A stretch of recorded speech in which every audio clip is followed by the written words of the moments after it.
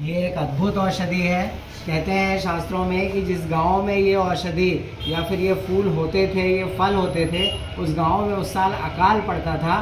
क्योंकि जैसे ही ये बहुत सारे बीज उत्पन्न होते हैं तो बहुत सारे चूहे आते हैं इनको खाने के लिए, और जैसे ही चूहे इनको खाते हैं तो उनका स्पर्म काउंट बहुत तेज़ी से बढ़ता है और चूहों की संख्या हज़ारों लाखों में बढ़ जाती है। और इस वजह से उस गांव में जितना भी धन धान्य होता था, गेहूं चावल होते थे, वो इतने सारे बड़े हुए चूहे सारा धन धान्य खा लेते थे और उस गांव में अकाल पड़ता था।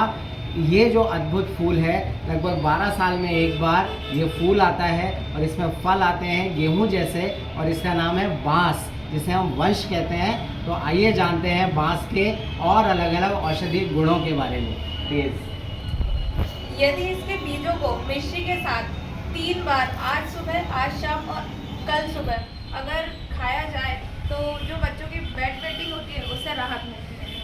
इसके बीजों को बहुत अच्छा कैल्शियम सप्लीमेंट माना जाता है।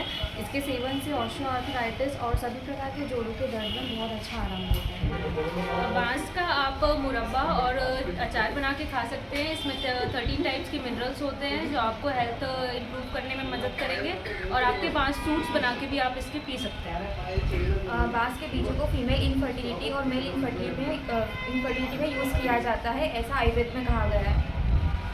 जिस तरह से बांस की लंबाई बहुत ज़्यादा होती है, उसी प्रकार इसके बीजों का सेवन करने से जो बच्चे होते हैं उनकी हाइट भी अच्छी बढ़ती है। इसी तरह से हमारे शास्त्रों में जो गर्भाधान संस्कार किया जाता है विवाह के उपरांत, उसमें वो कहते हैं कि वंश वृक्ष की पूजा करने से आपका वंश बहुत तेज़ी से बढ़ेगा।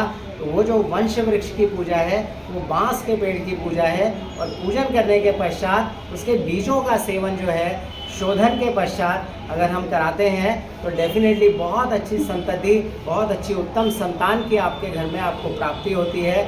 इसीलिए हमारे यहाँ बांस को काटना, जलाना, ये सब हमारे शास्त्रों में वर्जित है, क्योंकि आपके वंश को बढ़ाने वाला ये एक अद्भुत दिव्य औषधि है। तो आइए हम बांस का संरक्षण करें, इसके बीजों को हम सहेज के रखें, इसका हम फिर से इसके सम्मान को हम वापस लेकर आए। बहुत सारे बांस अपने खेतों की मेढ़ों पर लगाएं और पूरे के पूरे समाज को बहुत अच्छे से सक्षम, शक्तिशाली, बुद्धिमान और बहुत अच्छा इम्यून समाज हम अपना फिर से बनाएं।